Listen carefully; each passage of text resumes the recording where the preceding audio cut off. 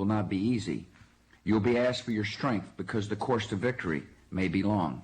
And aides say President Bush has gained strength from his meeting Friday with more than 200 family members with loved ones still missing, believing his job is to turn their sorrow into something positive for future generations. While the American people overwhelmingly support a military response, keeping that support up will be another big challenge for the president, especially if a prolonged military attack means some U.S. troops lose their lives. Kelly Wallace, CNN, near Camp David, Maryland. Well, U.S. military leaders are making plans for the mobilization of 35,000 reservists. With more on Operation Noble Eagle, let's go to Mark Potter, standing by at the Pentagon once more. Mark. Well, good morning. The Pentagon says Operation Noble Eagle is its new name for the mission to provide homeland security and disaster relief. It covers the warships patrolling the east and west coasts of the United States, the fighter jets patrolling the skies over Washington, D.C. and New York, and the hospital ship, the Navy ship, the Comfort, which is providing lodging for rescue and recovery workers in New York City. Now, the Pentagon is preparing to activate some 35,000 reservists for Operation Noble Eagle, and notice will be sent out to most of them shortly.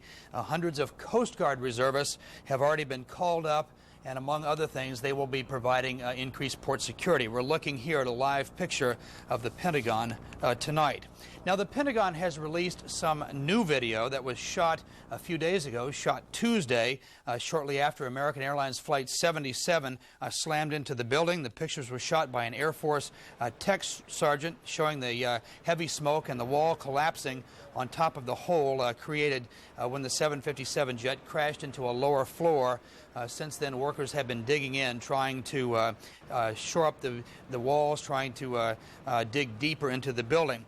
The Pentagon video shows also the heavily damaged area inside the structure.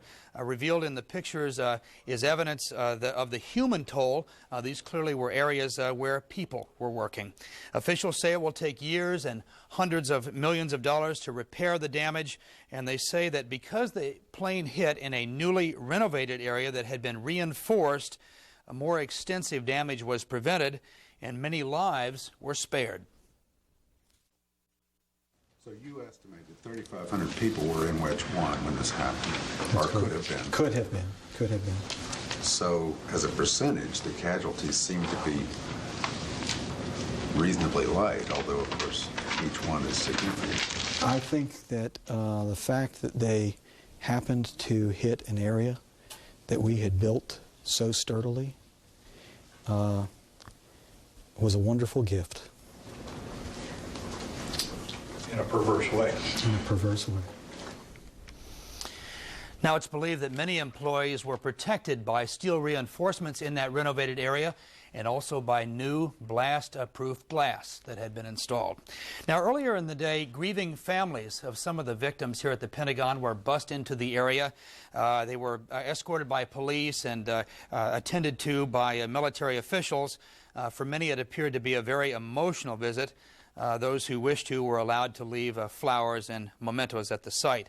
The death toll here has been placed at 188. That's 124 Pentagon personnel, 124 Pentagon personnel, and 64 people who died on the plane. Remains are still being removed from the site, and they're being taken to the Dover Air Force Base mortuary for identification. Back to you. All right, Mark Potter, thanks very much. Okay, let's bring you up to date now with the latest in the investigation into Tuesday's terrorist attacks. Police have arrested a second person they describe as a material witness that is thought to have information vital to the case. Now, this man was detained in New York, his identity not yet been released. President George W. Bush discussed the U.S. response to the attacks and also global terrorism with his national security team. Speaking from Camp David, he warned Americans to be prepared for what could be a protracted war.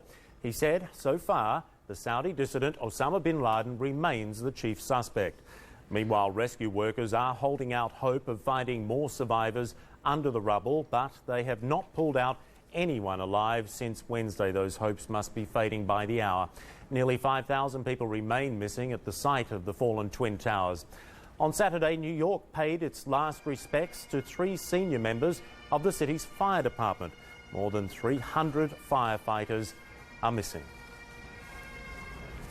While people all over the world are expressing their sympathy and support, thousands of Israelis took part in rallies in Tel Aviv and in Jerusalem.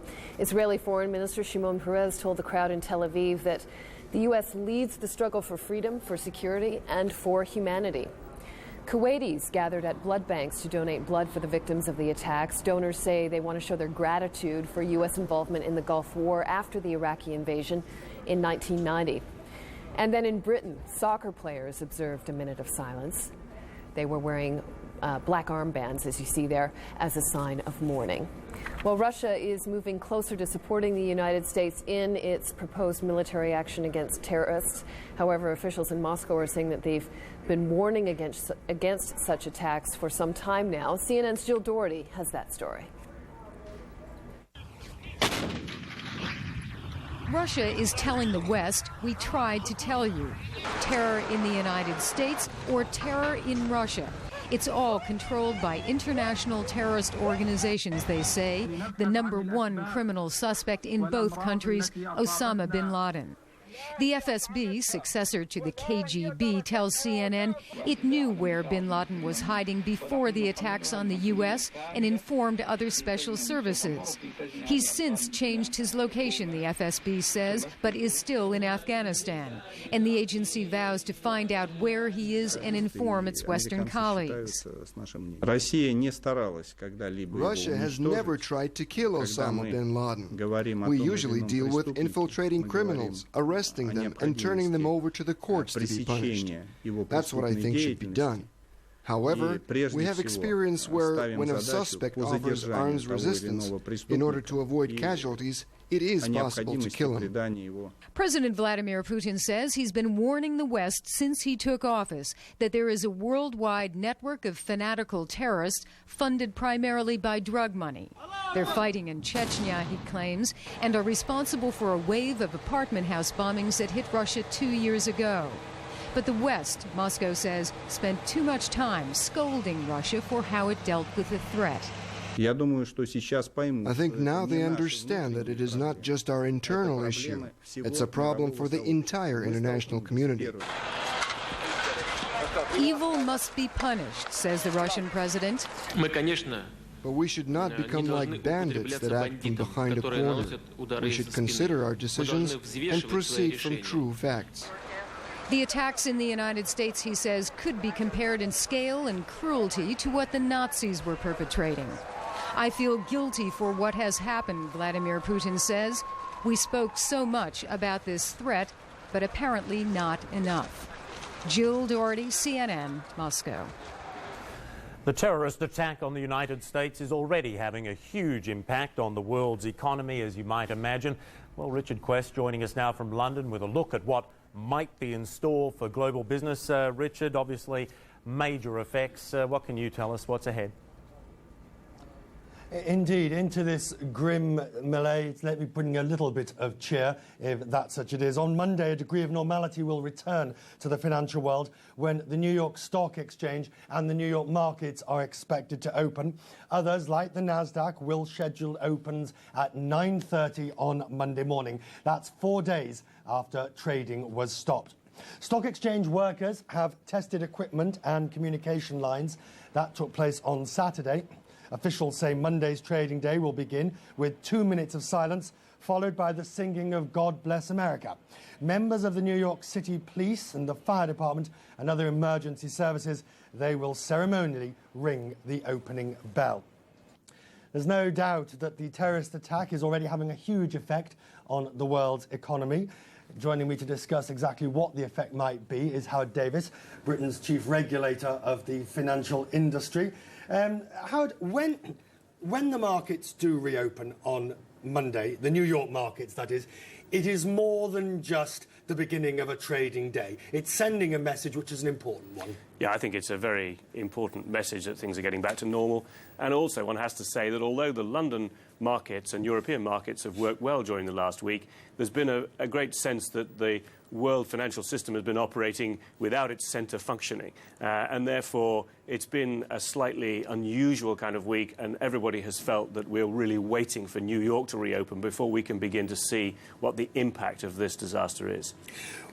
The experts tell us that it'll be down at the open on Monday, but the truth is, whatever we see in the first 5 minutes, it's more the medium term, the confidence building, that the markets are back open. That's the important signal. Yeah, I think that's right. I mean, there are two aspects to this. One is functionality, if you like. Will the markets operate in an orderly way? And the American authorities, and we've been talking to them very closely during the week, I'm sure they will have that organised. Then, of course, there's the question of what direction the markets will take, which is very, very difficult to forecast. Over here, people thought they would be down. In fact, they were up until right near the end of the week. My own view is that the underlying economic situation has not been changed. The issue is the impact on confidence, and that is something we won't know about for another week or two. That issue of confidence in the general economy. We know that the consumer and the ability of the consumer to keep spending is what is crucial. Clearly, not too many people will feel like going out spending at the moment. Look, I'm avoiding using the R word, Howard, but let me put it. Are we more likely to see a recession in the US now? Well, the consensus forecast remains for a continued slowdown during the course of this year. And I imagine people are now reworking all their figures to say just how slow will that slowdown be. But at the moment, it's only hunch if you think that there will be a big impact on confidence. I think it's far too early to say. And finally, what should we look for when trading starts in terms of the stresses and the strains in the system? We know the phones and the lines and all that have been tested, but so many brokerages are dislocated. So many different investment houses are basically working with two tin cans and a piece of string. Well, the disaster recovery arrangements have been pretty good. We have seen that during the course of this week because, of course, there have been some settlements going on in the US of European trades. Any problems that you know of? No, and in fact, what's been really encouraging over the last week is the willingness of firms to help each other and to ensure that the system operated. There's been a real cooperative and collaborative spirit abroad. I guess it won't last. Markets are not like that. But for the moment, that's what we've seen, and it's been very encouraging. Howard Davis from Britain's Financial Services Authority, many thanks indeed for joining us. Now, the devastating attack on Wall Street is already having an effect on some US corporations. For instance, the Ford Motor Company has announced it'll cut back on the output of cars because of production difficulties, mainly relating to just-in-time production, while restaurants and retailers are warning that they'll be hit because of the reluctance by consumers to go out and spend at this difficult time. One industry already feeling the effect is the aviation industry. The attacks are taking a heavy toll on a business that was already in some trouble. The nation's largest carriers have announced that they are cutting jobs and scaling back on their route networks. It's all part of their efforts to cut costs, which some say could be mounting at a rate of $300 million a day. CNN's Bruce Francis has more. Continental Airlines says it is furloughing 12,000 employees, more than a fifth of its workforce, as it cuts 20% of its schedule. Continental's just getting early. We're not going to be bankrupt first, I'll tell you that. But we're going to be first to move to prevent it. And I think that's the prudent thing to do. Northwest is also cutting its schedule by 20%, although it hasn't announced any job reductions. Most airlines are flying reduced schedules right now, but at a heavy loss. The airline industry has been losing as much as $275 million a day since Tuesday's terrorist attacks. And even with most airports now open, the outlook is bleak, with passengers reluctant to fly. Airlines face further constraints as pilots are called up for military reserve. At the same time, the carriers are paying for increased security measures. That's why Bethune and others are calling for a government bailout. I now, and we all of us, call on the President of the United States and members of our Congress to take immediate action to restore the stability of this vital industry. A first attempt in Congress to provide $15 billion in assistance has failed. If the money is eventually approved, it may come too late for some airlines. Midway has already folded, and 7 of the top 10 U.S. airlines lost money in the second quarter. Prior to the attacks, the industry was on a course to lose $2 billion this year. Analysts now say that could soar to $10 billion. The financial situation is such that I really expect 3 to 4 small carriers to file for bankruptcy in the coming weeks, and for the major airlines actually to lay off people. So it's a down